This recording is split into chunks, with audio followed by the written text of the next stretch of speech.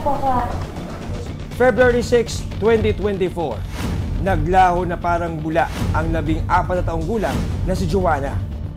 Sabi niya, may puntahin daw siya. Sabi niya mapinsan na, ay wag na kasi gabi na. So puntahin mo daw siya kasi yung naghintay sa kanya, naghintay na doon sa sa Turil. Sa salaysay na ibinahagi ng kaibigan ni Joanna na si Christine sa Turil Police. Nasaan daw ho siya noong mga oras na to? Sa Lantaw Banod po.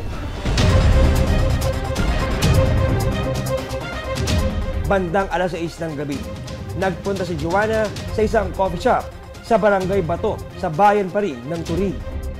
Agad pinuntahan ng mga pulis ang naturang coffee shop. Pumunta sila ng Lantaw Banod and then nag-ano sila ng tulong regarding kung nakita ba yung biktima. Miss, meron ba kayo napansing babae? Mga ganito katangkad? Maputi, chinita? Nang makausap ni na Eric ang tauhan ng coffee shop, kinumpirma nito na nakita nila sa kanilang establishment si Joanna. Yes po sir, may kasama po siyang lalaki. Mukhang nag-aaway po, pumunta po sila doon. Ayon pa sa tauhan ng coffee shop, hindi raw nag-iisa si Joanna.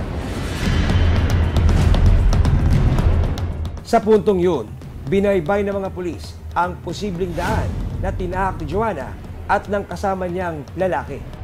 Hanggang napadpad sila sa masukol na bahagi ng isang kalsada sa Barangay Bato. Yung first responder, hinanap nila sa liblib yung area hanggang nakita nila first yung belongings ng biktima. Na nakascattered talaga dyan. Yung lip tint, yung tsinelas, at saka yung bags. Kinumpirma ni Eric na kay Joanna ang nakitang tsinelas sa damuhan. Pagkita ko yung tsinelas na, siyempre sa kanya yan. Bigla ako. Tapos hanapin pa namin dyan sa mga daming damo dyan.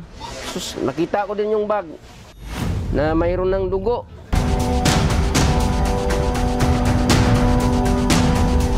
Sa pag-usad ng investigasyon, ilang imahe mula sa closed-circuit television o CCTV camera ang mapapasakamay ng mga pulis.